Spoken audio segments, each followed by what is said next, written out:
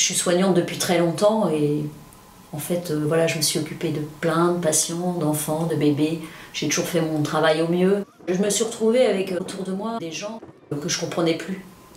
J'ai fait ce qu'on appelle un abandon de poste. C'était discriminatoire de me demander de faire des tests et qu'ensuite, de toute façon, je ne ferais pas non plus les injections. Je me protégeais en fait. Effectivement, j'ai eu des passages durs. Hein. Ça a été difficile quand même. Hein. Ne plus aller travailler, surtout dans des conditions comme ça. Hein. Faire un abandon de poste, c'est quand même assez violent.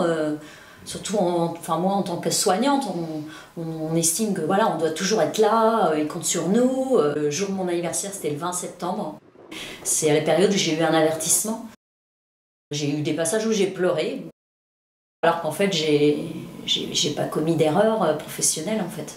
Voilà, donc ensuite, la procédure a été lancée. J'ai reçu les mises en demeure parce que je ne m'étais pas présentée au travail.